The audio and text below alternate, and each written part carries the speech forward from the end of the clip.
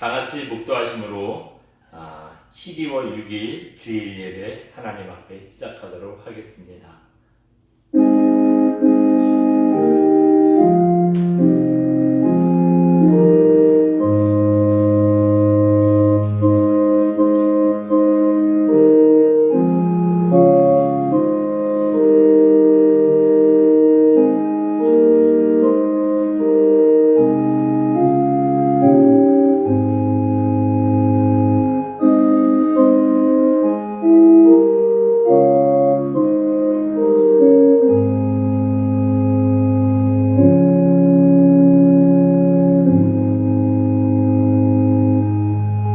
새 노래로 여호와께 찬송하라. 그는 기이한 일을 행하사 그의 오른손과 거룩한 팔로 자기를 위하여 구원을 베푸셨으니로다.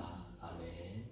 오늘도 우리에게 귀한 날 허락하시고 기쁨과 감사의 제사를 드리게 하신 것 감사드립니다.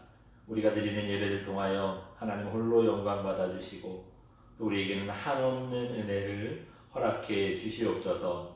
모든 것 주님께 맡깁니다. 감사드리고 예수님 이름으로 기도드렸습니다. 아멘. 사도신경으로 우리들의 신앙을 고백드립니다.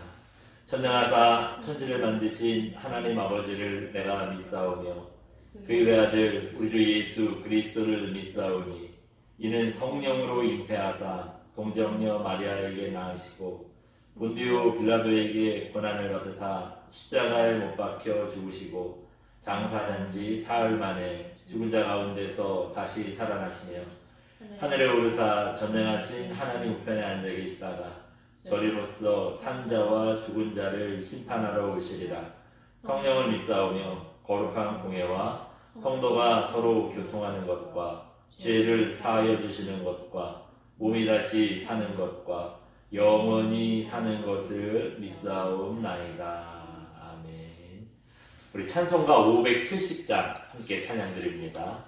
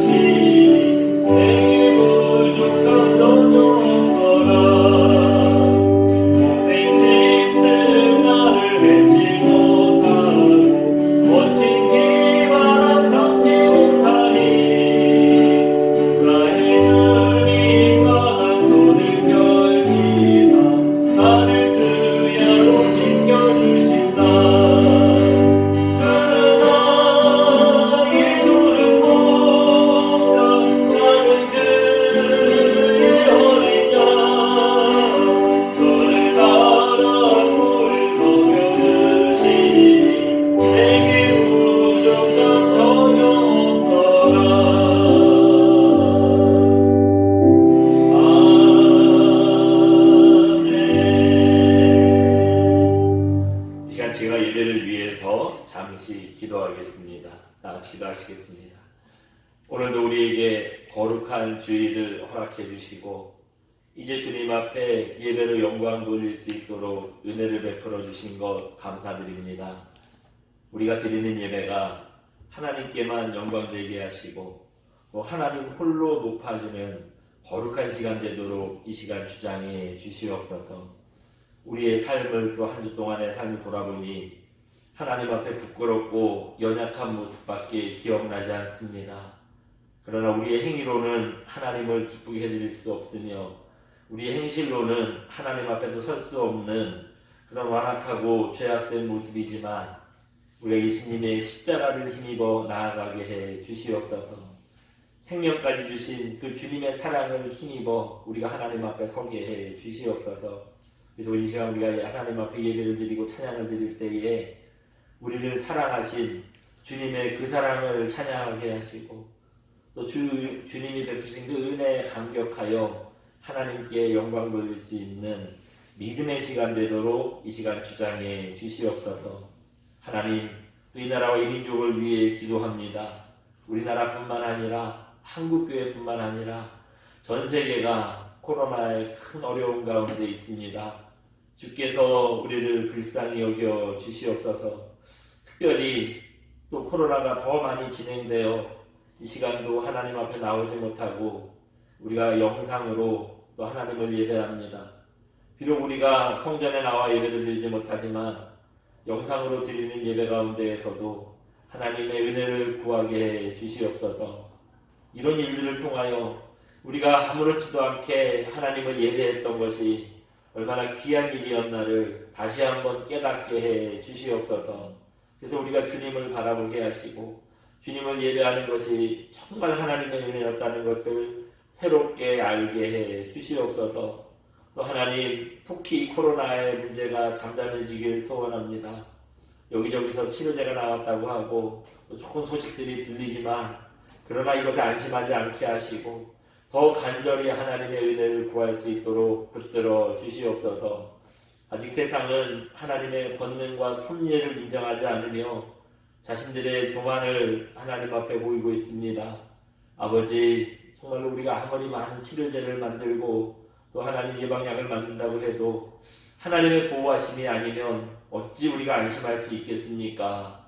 주님 앞에 간절히 구하옵나니 이런 일을 당할수록 더 겸손하게 하시고 또 하나님의 섭리와 심판을 두려워하게 해 주시옵소서. 그래서 우리가 전능자 하나님 앞에 우리들의 모든 안위를 맡기게 하시고 또 하나님의 은혜로 이 코로나가 속히 잠잠해지게 하시고 또 이 모든 일을 하나님께서 하셨다는 것 고백하게 하셔서 살아계신 하나님을 증거하며 그 하나님을 인정할 수밖에 없도록 은혜를 베풀어 주시옵소서. 그래서 하나님의 은혜와 섭리로 코로나의 문제가 빨리 잠잠해지기를 하나님 구합니다. 은혜 베풀어 주시고 주님 함께해 주시옵소서. 또 무엇보다도 코로나로 인하여 염려와 근심의 마음들이 많습니다. 또 하나님, 우리가 감당하지 못할 많은 문제로 하나님의 은혜를 다시 구합니다. 건강의 문제를 지켜주시옵소서. 또 두렵고 연약한 가운데 우리의 상처받은 마음들을 위로해 주시옵소서. 또 하나님, 코로나로 인하여 경제적으로 어려움을 당한 분들이 너무 많이 있습니다. 한 사람 한 사람 찾아가 주시고 지금은 견디는 것밖에 하나님 방법이 없지만 하나님 주신 인내와 또 하나님께서 주신 위로로 이 어려움을 잘 견딜 수 있도록 붙들어 주시옵소서.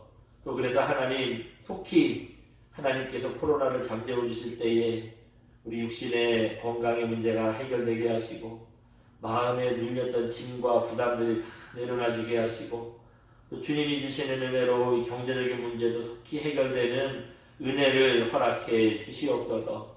코로나의 문제뿐만 아니라 여러 가지 우리가 감당하지 못하는 또 문제들로 하나님의 은혜를 구합니다. 불쌍히 여겨주시고 어렵고 힘들수록 하나님 앞에 매달리고 간구하는 믿음을 더해 주시옵소서. 그래서 우리가 하나님 앞에 기도하며 간구했더니 우리 기도에 응답하시는 하나님 꼭 만나게 해주시고 또 하나님 기도에 응답하셔서 우리들의 모든 문제들이 해결되는 신령한 은혜를 허락해 주시옵소서. 또 하나님, 이제 주님 앞에 말씀을 함께 나누려고 합니다. 구원의 말씀, 생명의 말씀 증거되게 하시고 그 말씀 통하여 우리의 영혼이 새롭게 되는 신령한 은혜를 허락해 주시옵소서. 세상에 진리가 여기 있다 저기 있다 나를 따르라 많은 사람들이 얘기하지만 우리가 그런 데 휩쓸리지 않게 하시고 오로지 하나님의 말씀만 붙들고 그 말씀으로 우리의 삶이 새로워질 수 있도록 역사해 주시옵소서. 그래서 우리의 삶의 표준은 말씀밖에 없다는 것 알게 하시고 우리를 유혹하는 많은 유혹들이 있을 때마다 말씀으로 우리가 중심을 잡으며 하나님 앞에 설 수 있도록 은혜 베풀어 주시옵소서. 그 밖에 우리가 구하지 못한 많은 것들까지 주님 아시오니 하나님 우리를 불쌍히 여겨주시고 우리들의 기도와 간구에 응답해 주시옵소서. 모든 것 주님께 의지합니다. 감사드리고 예수님 이름으로 기도드렸습니다.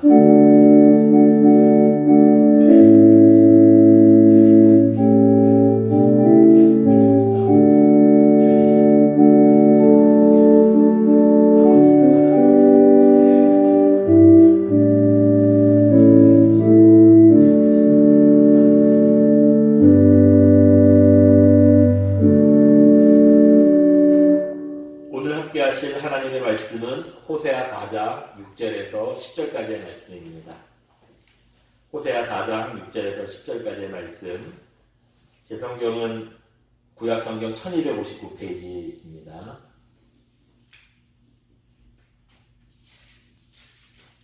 호세아 4장 6절에서 10절까지의 말씀. 우리 한 절씩 함께 교독하도록 합니다. 제가 6절 먼저 읽도록 하겠습니다. 내 백성이 지식이 없음으로 망하는도다. 내가 지식을 버렸으니 나도 너를 버려 내 제사장이 되지 못하게 할 것이요 내가 내 하나님의 율법을 잊었으니 나도 내 자녀들을 잊어버리리라. 그들은 번성할수록 내게 범죄하니 내가 그들의 영화를 변하여 욕이 되게 하리라. 그들이 내 백성의 속죄물을 먹고 그 마음을 그들의 죄악에 두는도다. 장차는 백성이나 제사장이나 동일하리라. 내가 그들의 행실대로 벌하며 그들의 행위대로 갚으리라.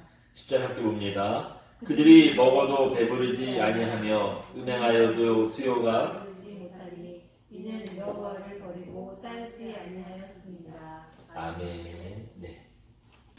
어느 마을에 하나님을 잘 섬기는 젊은이가 살고 있었습니다. 그래서 어느 날 기도하는데요, 이상한 음성이 들리는 거예요. 가서 고멜과 결혼해라. 그런 음성입니다. 고멜이라는 여자가 누구냐면요, 그 동네에서도 아주 음탕하기로 소문난 그런 여자였습니다. 내가 혹시 잘못 들었나 의심을 해봤지만 너무 분명하게 이름까지 고멜이라고 가르쳐주는 걸 보니, 이거 그걸 고멜이라고 가르쳐주면서 결혼하라고 하는 걸 보니 잘못 들은 게 아니겠지요. 만약에 교회 청년이 이런 얘기로 저한테 상담을 했다면 여러분 제가 어떻게 말해줘야 될까요? 하나님은 음행을 싫어하시는 분이잖아요. 싫어하시는 정도가 아니라 아주 가증히 여길 정도로 그렇게 극도로 싫어하시는 분이잖아요. 그런 분이 음행을 밥 먹듯이 하는 여자랑 결혼해라. 혹시 그런 말씀 하셨겠어요? 아무리 생각해도 그건 아닐 것 같아요. 아니야, 네가 잘못 들은 걸 거야. 다시 가서 기도해봐. 하나님은 음행을 끊으라고 하시면 하셨지 절대로 음행하는 여자랑 결혼해라 그렇게 말씀하실 분이 아니야. 제가 아마 이렇게 말해서 같이 다시 한 번 더 기도해보자고 하고 돌려보냈을 겁니다. 근데 여러분, 하나님의 음성을 듣는 일이 이게 보통 일이 아니잖아요. 네? 그냥 내 마음속에 뭔가 생각나고 말씀이 떠오르고 이런 게 아니라 정말로 귀에 들리는 음성으로 하나님이 말씀하셨다면 여러분 그게 보통 경험입니까? 목사가 혹시 그렇게 얘기했다고 해도요, 이 청년이 그거 무시 못할 거예요. 아무래도 고멜을 데려다가 예수님 잘 믿게 만들어서 새 사람으로 변화시키게 하나님께서 생각하시나 보다 그렇게 생각하고요, 이 청년이 진짜 고멜을 데려다가 결혼을 합니다. 한 몇 년은요, 고멜도 새 사람이 된 것 같았어요. 남편을 사랑하고 아들 둘, 딸 하나, 세 자녀를 낳고 가정에 충실했습니다. 그런데요, 알고 보니까 그게 아니었대요. 남편 앞에서는 새 사람이 된 것처럼 굴더니 뒤로는 딴짓을 하고 다닌 거예요. 이 애들 3명 낳는데 얘들도 사실은 딴 남자들 사이에서 나오는 그런 애들이었다는 거예요. 이 착한 남편, 신앙 좋은 남편을 감쪽같이 속인 거죠. 그리고는요, 어느 날 가정도 내팽개치고 애들도 내팽개치고 여자가 집을 나가버렸어요.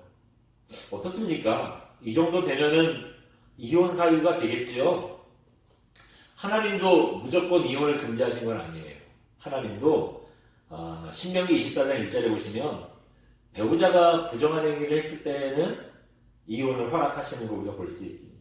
신명기 24장 1절 말씀에 따르면 이 고멜이 한 짓은 분명한 이혼 사유가 되잖아요.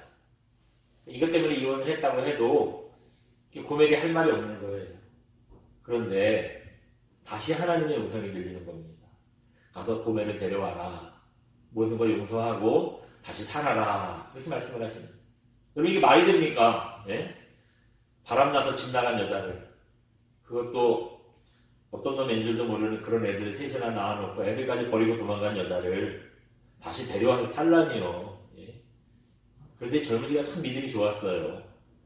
인간적으로 보면 절대 용서할 수 없는데 하나님의 그런 말씀을 듣고요, 찾아갑니다. 고멜이 어디 있다고 하니까 딴 남자랑 살고 있는 이 아내를 데리러 찾아가요. 그리고 그냥 데리고 온 것도 아니에요. 그 남자한테 값을 주고 사옵니다. 은 170g이랑 보리 18마리를 주고요, 이 아내를 돈을 주고 다시 사온 거예요. 여러분 이 얘기가 그냥 제가 지어낸 얘기가 아니고요, 우리가 보고 있는 호세아서에 이 호세아 선지자가 직접 경험한 얘기입니다. 방금 말씀드렸던 젊은 남편이 누구냐 하면 바로 호세아 선지자예요. 그렇다면 여러분 하나님께서 왜 거룩한 선지자로 호세아를 불러놓고 이런 말도 안 되는 고멜 같은 여자랑 결혼을 하게 하셨을까요? 혹시 그냥 평범한 사람이었다면 혹시 그런 일을 하게 해도 그럴 수 있다 생각하지만 하나님의 선지자로 부름받은 사람이죠. 사람들이 호세아가 고멜이랑 결혼한다고 했을 때 뭐라고 했겠어요? 저 사람 하나님의 말씀을 대언하던 그런 거룩한 선지자 아니야? 그런 사람이 어떻게 저 고멜이랑 같은 여자랑 결혼을 한다고 할까? 다 손가락질하고 호세아가 얘기하는 그 얘기를 믿을 수도 없다고 얘기할 것이고, 아무튼 사역을 하는데 문제가 되면 됐지요. 고멜이랑 결혼하는 자체가 이게 거룩한 선지자로서 이게 도움이 되는 일이 하나도 없던 겁니다. 근데 왜 하나님께서 그런 여자랑 결혼을 하라고 직접 말씀을 하셨겠습니까? 그건요, 이스라엘을 향한 하나님의 심정이 바로 그렇다는 것을 가르쳐 주시려고 했기 때문입니다. 음탕하게 살았고요. 또 결혼하고 나서도 계속 음탕하게 살던 고멜이 마치 누가 같냐 하면 하나님을 떠나서 계속 우상숭배에 빠진 이스라엘과 같더라는 겁니다. 그럼 고멜을 또 다시 값주고 사왔잖아요. 그럼 고멜을 다시 사랑했잖아요. 이스라엘을 향한 하나님의 마음이 바로 그러셨다는 거예요. 예? 여러분, 이 죄를 지은 고멜을 다시 돈 주고 사오고, 이게 여러분 뭐가 연상되세요? 십자가에서 피 흘리시고 그 피값으로 우리를 사신 예수님의 그 십자가 사랑이 생각나지 않습니까? 부정한 아내를 데려와서 다시 사랑하는 것도요, 하나님을 저버리고 죄악에 빠진 우리를 주님이 찾아오셔서 구원하셨잖아요. 그리고 다시 사랑하셨잖아요. 이 하나님의 사랑이 생각나지 않습니까? 하나님께서 이걸 가르쳐 주시려고요, 이제 호세아랑 고멜이랑 결혼해라 그렇게 말씀을 하셨다는 거예요. 물론 마음에도 없이 음탕한 여자랑 살았던 호세아는 참 억울했을 거예요. 혹시나 이 여자가 행실이 이랬더라도 예전부터 어쩌어쩌 하다 보니 고멜이라는 여자를 알게 되고, 그래서 그 마음에 사랑하는 마음이 있어서 그런 그 악한 행실까지 다 용서해 줄 수 있었다, 그런 이 러브스토리가 앞에 있었다면 이해는 가는데 전혀 그랬던 것도 아니에요. 뜬금없이 나는 저런 사람이랑 전혀 같이 갈 수 없다, 이렇게 아주 자신의 거룩함을 지키고 있던 호세아가 고멜을 볼 때마다 참 안타까운 마음이 들었을지 몰라도 전혀 마음에 두고 있거나 그랬다는 얘기가 없거든요. 어느 날 갑자기 하나님께서 벼락 같은 말씀을 하시는 거예요. 고멜을 데려다 살아라. 예? 하나님 말씀이니 거역할 수도 없고 나랑 잘 맞지도 않는 여자랑 같이 살래니 참 얼마나 고역입니까? 하나님 때문에 호세아 인생이 완전히 망한 거예요. 어떻게 보면 호세아 인생이 완전 망한 겁니다. 근데 여러분, 그렇게만 생각할 게 아니라 그게 바로 하나님의 마음이셨던 겁니다. 하나님 우리를 안 사랑하셔도 됐잖아요. 우리가 하나님께서 우리를 사랑해달라고 한 적도 없고 우리의 은혜를 베풀어달라고 한 적도 없던데 하나님도 괜히 우리를 찾아오시고 사랑하셔서 우리 때문에 질투의 하나님이라는 소리도 들었죠. 또 하나님 속 썩으셨죠. 무엇보다도 하나뿐인 독생성자 예수님을 우리 때문에 이 땅에 보내셔가지고 죽게 만드셨잖아요. 하나님 입장에서 보면은 하나님도 괜히 우리를 사랑하셔서요. 하나님도 손해가 이만저만이 아닌 겁니다. 하나님도 손해로만 따지면 정말 억울한 게 하나님이신 거예요. 그래도 내가 너희를 그만큼 사랑한다. 너희를 사랑한 거에 후회가 없다 하는 거를 3장까지 보여주셨어요. 호세아 2장부터 3장까지가 그 얘기입니다. 그 얘기를 하시고 나서 그리고 우리가 오늘 읽은 4장에서는 그런 이스라엘 백성들이 그렇게 우리를 사랑하는 하나님을 왜 떠났느냐, 왜 하나님을 떠났느냐 하는 이유를 가르쳐주고 있어요. 이스라엘이 우상숭배에 빠지고 하나님을 떠난 이유가 뭐라 그러냐면요, 바로 하나님을 아는 지식이 없어서 이스라엘이 망하게 되었다. 그렇게 얘기하고 있습니다. 우리 오늘 보면 6절 다시 한번 읽어봅니다. 같이 6절 읽어봅니다. 시작. 내 백성이 지식이 없으므로 망하는도다. 내가 지식을 버렸으니 나도 너를 버려 내 제사장이 되지 못하게 할 것이요 내가 내 하나님의 율법을 잊었으니 나도 내 자녀들을 잊어버리리라. 네. 여기 보니까 하나님께서 내 백성 이렇게 말씀하셨을 때 내 백성은 이스라엘 백성들 얘기하는 거겠죠. 이스라엘 백성들이 왜 망했다 그러죠? 지식이 없이 네, 돈이 없어서도 아니고 그 나라가 뭐 군사력이 약해서도 망했다는 게 아니에요. 지식이 없어서 망했다 그랬습니다. 여기서 이 중에 돈이 없어서 망한 것도 아니고 무슨 뭐 군사력이 약해서 망했고 그런 것도 아니라는 거예요. 지식이 없어서 망했다고 했는데 여기서 말하는 지식은요, 우리가 생각하는 세상 지식 얘기하는 게 아닙니다. 이 지식이 세상 지식이라고 말하는 거라면 그럼 여러분 어떤 사람들은 절대 안 망해요. 박사학위 받은 사람들, 공부 많이 한 사람들은 절대 망하면 안 되잖아요. 근데 여러분 박사학위 받았다고 하는 일마다 다 잘 되고 안 망하나요? 박사학위 받아도 망해요. 박사학위 받아놓고도 뭐 제대로 못 살고 어렵게 살고 이런 분들 많이 있습니다. 그리고 반대로 굴지의 대기업을 이룬 분들 중에 여러분 이렇게 표현하기는 그런데 배움이 짧은 분들도 제법 많이 있어요.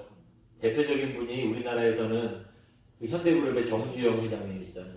뭐 여러분 잘 아시겠지만 이분 초등학교도 제대로 못 나온 분 아닙니까? 근데 그런 분이요, 서울대학을 나온 박사들 데려다가 막 부리면서 일을 시켜요. 아주 꼼짝 못합니다. 초등학교도 안 나온 어르신한테 박사들이, 서울대 나온 박사들, 외국에서 뭐 하버드 나온 박사들이요 꼼짝 못해요. 그 회장님 말 한마디면 꼼짝 못합니다. 우리의 나라에 이런 분이 있다면 일본에도 대표적으로 그런 분이 있어요. 일본의 파나소닉이라는 회사를 세운 마쓰시다 고노스케라는 그런 분입니다. 파나소닉은 지금도 뭐 예전에 비하면 조금 많이 좀 위축이 되긴 했지만 지금도요, 여러분 전 세계 70개의 대기업을 가지고 직원도 뭐 수십만 명을 거느리는 그런 큰 회사입니다.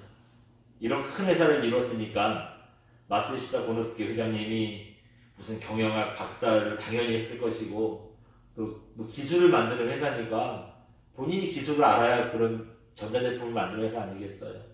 뭐 기술도 뭐 굉장히 많이 알고 있고 그랬을 것 같지. 근데 여러분 그렇지 않습니다.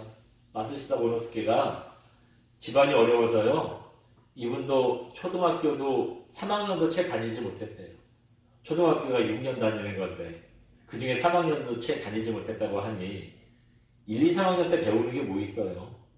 겨우 자기 이름이나 쓰고 더하기 빼기나 할 줄 아는 정도가 초등학교 3학년 수준이잖아요. 그런데 이분이요, 지금은 돌아가셨지만 돌아가시기 직전까지도 경영의 신이라고 불리면서요, 그 수많은 경영자들이 존경을 받고 이분한테 배우고 싶어 하고 그랬던 분입니다. 그러면 그렇게 배우지 못한 분이 어떻게 이렇게 세계적인 회사를 읽었을까? 다들 궁금하잖아요. 어떤 기자가 이분의 칠순잔치 때 이걸 물었대요. 회장님은 배움도 짧은 분인데 어떻게 이렇게 큰 회사를 이루고 놀라운 업적을 이루셨습니까? 물어봤더니요, 이분이 이렇게 대답했다 그래요. 세 가지로 그 이유를 얘기하는데, 자기가 초등학교 3학년밖에 못 다닌 덕분에 모든 사람을 스승으로 두고 배울 수 있었다는 거예요. 그러니까 자기 부하 직원들이지만 부하 직원들한테도요, 많은 것을 배우고 늘 깨닫고 새로운 걸 배우고 했다는 거예요. 또 초등학교 3학년 때부터 학교 관두고 집안이 어려워서 학교 관뒀으니까 뭐 벌어 먹어야 되잖아요. 학교 관두고 나서요. 초등학교 3학년짜리 애가 자전거포 점원으로 일했대요. 남의 집살이 하는 사람이 어리다고 설렁설렁 일할 수 없잖아요. 부지런히 일하지 않으면 먹고 살 수 없다는 걸 그때부터 배웠대요. 그래서 정말 이분이 부지런히 일했다고 합니다. 마지막으로는요. 가난한 집 애가 건강도 안 좋았대요. 자기가 타고나기를 건강이 좋지 못해서 건강관리를 잘할 수밖에 없다는 거예요. 자기가 아프다고 오늘 아파서 회사 못 나간다 그러면 그럼 그날 일당은 누가 줘요? 그러니까 자기가 건강을 잘 돌봐서 매일 일할 수밖에 없는 거예요. 그런 덕분에 70이 넘도록, 아까 칠순잔치라 그랬잖아요. 70이 넘도록 지금까지 냉수마찰을 할 정도로, 한겨울에도 냉수마찰을 할 정도로 자기가 건강을 잘 지켰다. 그렇기 때문에 건강도 지키고 무슨 뭐 많이 배우고 부지런히 일하고 이래서 자기가 큰 회사를 이뤘다. 그런 얘기합니다. 이분이 얘기한 것 중에 많이 배워서 내가 큰 회사를 이뤘다고 얘기 안 하잖아요. 물론 뭐 세상 지식이라는 게 있으면 좋아요. 많이 배워서 나쁠 거 없잖아요. 하지만 많이 배운다고 꼭 성공하는 거는 아니더라는 겁니다. 하나님께서 이스라엘 백성들에게 지식이 없어서 니들이 망하다 했을 때요. 그러니까 이게 세상 지식이 아니라는 거예요. 그럼 이 지식은 어떤 지식이냐? 바로 하나님을 아는 지식이었다는 겁니다. 호세아 선지자가 활동할 당시에 이스라엘의 왕이 누구냐면 여로보암 2세예요. 여로보암 2세라는 말이 1세가 있었다는 얘기죠. 여로보암 2세였습니다. 이스라엘을 가장 강력하고 부자 나라로 만든 왕이 누구냐면 솔로몬이에요. 솔로몬 왕이 이스라엘을 가장 강한 나라로 또 부자 나라로 만들었던 왕입니다. 근데 여로보암 2세가요. 이스라엘을 강한 그 나라를 만들었던 솔로몬과 비교될 정도로 뭐 아주 그 이스라엘을 강한 나라, 부자 나라로 만들었던 사람이에요. 어느 정도였냐면요. 주변 나라들이 이스라엘한테 감히 뭐 넘볼 생각도 못했고요. 오히려 이스라엘 사람들한테 알아서 조공을 주면서 제발 우리 공격하지 말아달라고, 우리 그냥 잘 살게 좀 놔둬달라고 알아서 조공을 바칠 정도였대요. 그냥 그런 이스라엘이 망한 거예요. 제가 앞에서 말씀드렸잖아요. 이스라엘 군사력이 약해서 망한 게 아니고 이스라엘이 가난해서 망한 게 아니라 그랬잖아요. 그 가장 강했던 솔로몬과 비유될 정도로 그렇게 아주 강력했던 나라가 그때 망한 거라니까요. 그때 망한 거예요. 그런 걸 보면은 여러분 부자 나라가 소용없는 거예요. 나라가 뭐 군사력이 강하고 이런 거 소용없는 거예요. 그냥 하나님을 아는 지식이 없으니까 부자인데 또 군인들이 강력한데 그런데 망하고 말았답니다. 이 여로보암 2세가 여러분 그렇다면은 능력이 많고 똑똑해서 그렇게 강한 이스라엘을 만들었겠어요? 우리는 다 그런 것이다. 뭐 당시 사람들도 왕이 훌륭해서 우리나라를 아주 강하게 만들었다 생각을 했겠지만 성경은 그게 아니라고 말씀합니다. 열왕기하 14장 26절 27절 보시면 이스라엘이 강했던 건요. 여로보암 왕이 똑똑해서가 아니에요. 하나님께서 여로보암에게 그런 은혜를 주셨기 때문에 강하게 만들었다라고 고백하고 있습니다. 하나님께 그런 은혜를 입었다면 이 여로보암 왕이 어떻게 해야 됩니까? 하나님 은혜에 감사해야죠. 나를 세우신 게 하나님이시니까 그 하나님을 잘 섬겨야죠. 근데 이스라엘이 아까 뭐가 없다고 그랬어요? 하나님을 아는 지식이 없었대요. 그것 때문에 망했다고 했잖아요. 하나님을 아는 지식이 없으니 이 자기가 누리고 있는 모든 게 하나님께서 주신 은혜라는 것을 알겠어요. 여러분 하나님을 모른다는 건 단지 성경을 몰라서 하나님을 몰랐다 하는 뜻이 아닙니다. 이 당시에 사람들 성경 잘 알았어요. 성경 말씀을 달달달달 외우면서도 지식적으로 하나님을 알았습니다. 근데 하나님과 인격적으로 교제하지 못했어요. 하나님을 직접 만난 경험이 없는 거예요. 그러니 지식적으로는 하나님을 아는데요. 하나님께서 살아계신 줄도 모르고 그분의 뜻이 무언지도 모르고 그분이 진짜로 살아계시기는 한 걸까? 이걸 알지 못했습니다. 영적으로 까막눈이었다는 거예요. 그래서 하나님께서 은혜를 베풀어 주셨는데도 그걸 몰랐겠지요. 하나님의 뜻이 어디 있느냐? 이거 분별하지도 못했습니다. 여러분 우리도 그런 게 있지 않습니까? 하나님께서 어떤 분인지 아는 성도는요. 무슨 일을 만나든지 늘 그걸 생각해요. 아 여기 하나님의 뜻이 뭘까? 이 일을 통해서 하나님께서 나에게 어떤 은혜를 베푸셨는가? 불이 나게 이거를 찾아요. 그래서 기가 막히게 알아요. 남들은 다 우연히 된 일이니 할 때에도 무슨 소리야? 하나님의 은혜가 여기 있어. 하나님께서 우리를 이렇게 인도하셨어. 어려운 일을 당해도 하나님의 뜻이 있어. 여기에 어렵지만 이것 중에서 나를 깨닫게 하시는 하나님의 은혜가 또 있어. 이걸 기가 막히게 합니다. 근데 성경을 잘 알아도요, 머리로만 성경을 알고 영적으로 하나님 모르는 사람들은요 완전히 까막눈이에요. 그래서 하는 소리가 늘 그래요. 우연히 됐대요. 누가 도와줘서 됐대요. 어떤 친구 때문에 됐대요. 이런 무지한 소리를 합니다. 여로보암이요, 영적으로 이런 무지한 사람이었어요. 자기들이 부강하게 된 거 자기가 잘나서 된 줄 알고 하나님 은혜라고는 상상도 못하는 겁니다.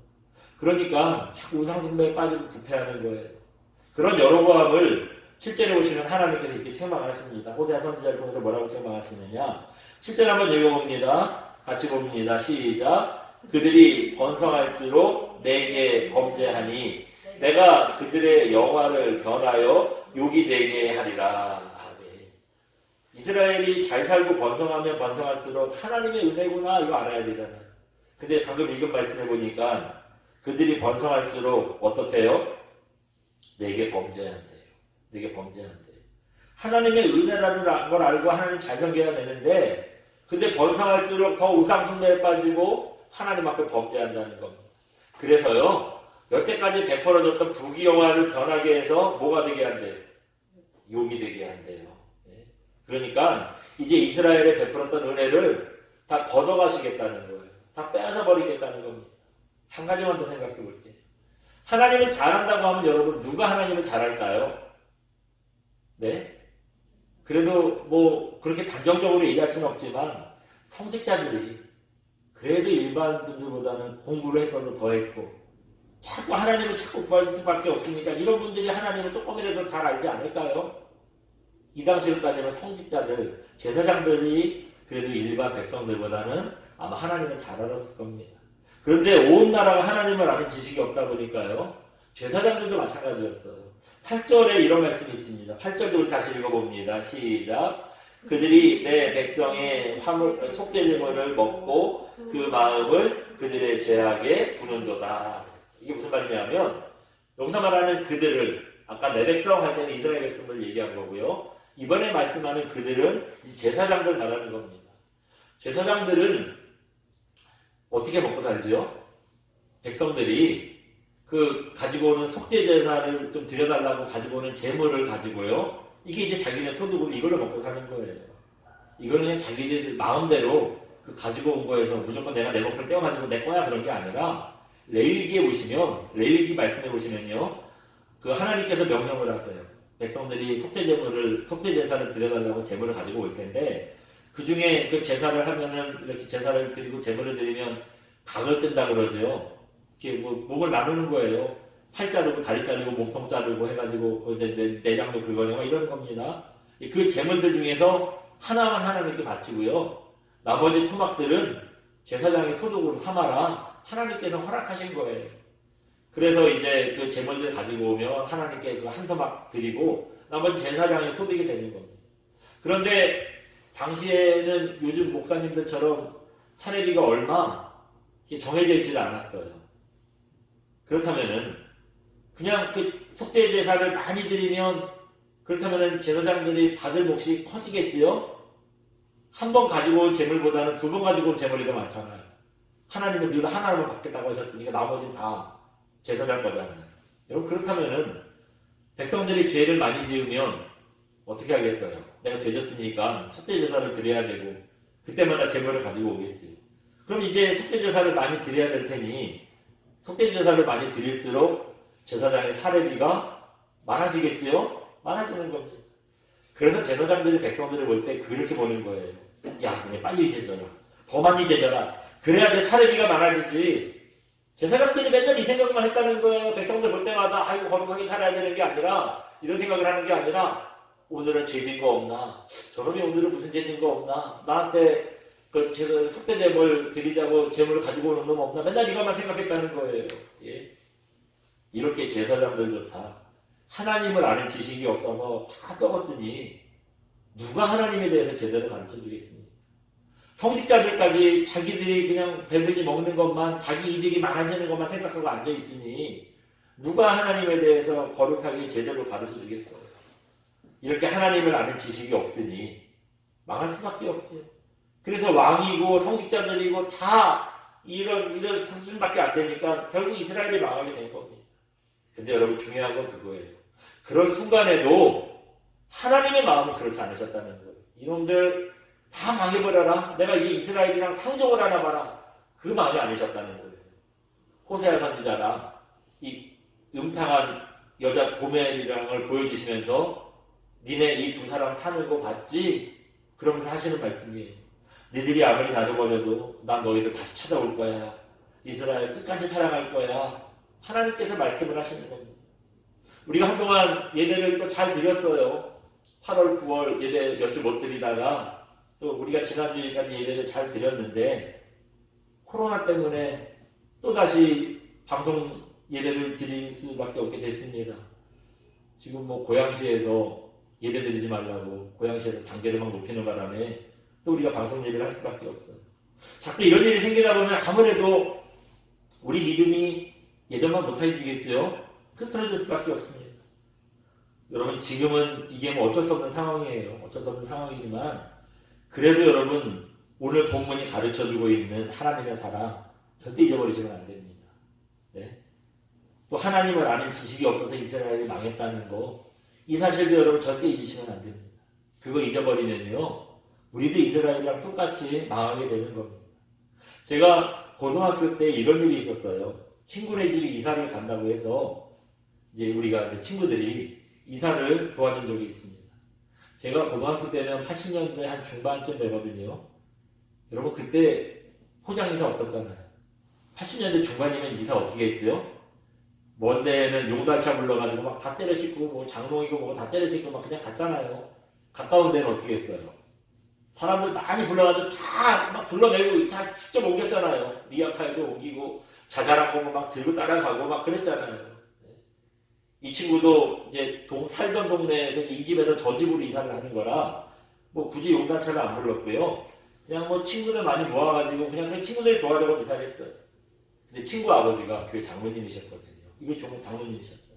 아침에 일찍 모여가지고 한 8시 모여서 한참 이사를 하는데 한 10시 반쯤 되니까요. 잠깐 쉬고 우리 교회 갔다 오자 그러는 거예요. 가서 예배 드리고 오자는 거예요.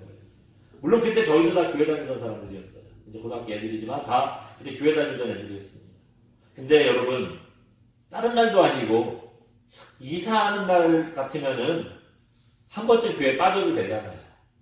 지금 이사를 다 마친 게 아니에요. 한참 이삿짐 막 다 빼고 나르고 막 정신없이 왔다 갔다 할 때예요. 근데 이삿짐 나르다 말고 그거 다 내려놓고 어떻게 교회를 가요? 여러분 그게 맞는 생각인가요? 네? 그게 여러분 맞는 생각이에요?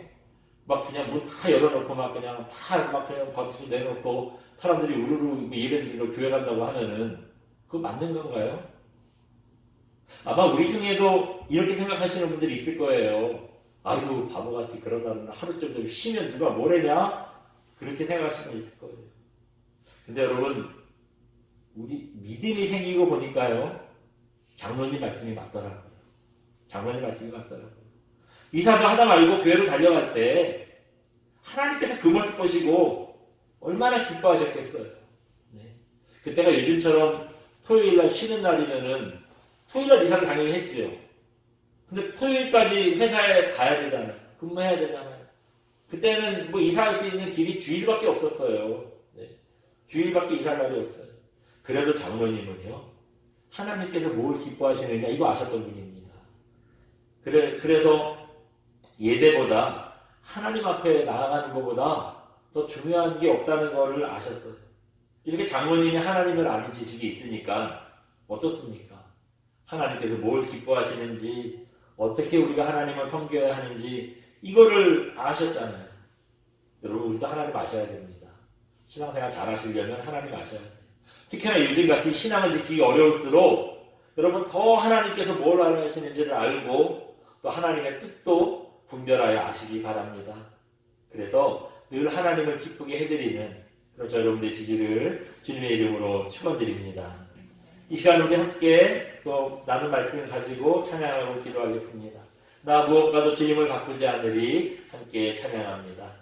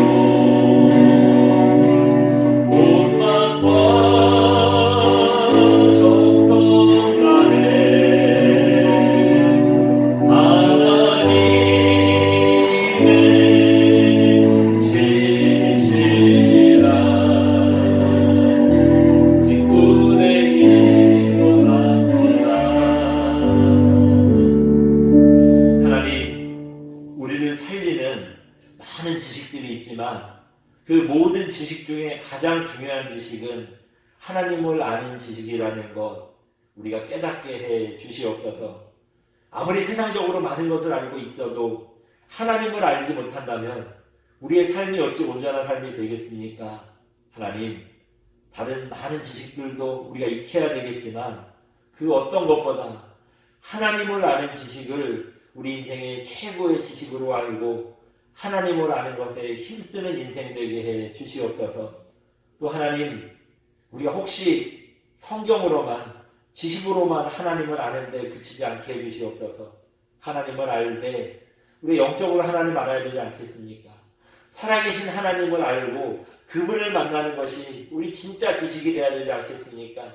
하나님, 하나님을 더 열심히 기도하게 하시고 또 하나님과 더 깊이 교제하게 하셔서 하나님을 깨닫고 하나님을 체험하게 해주시옵소서. 그래서 우리가 하나님을 아는 지식으로 가지고 하나님께 기쁨을 드리는 인생, 또 하나님의 뜻을 분별하고 쫓는 인생이 될 수 있도록 역사해 주시옵소서.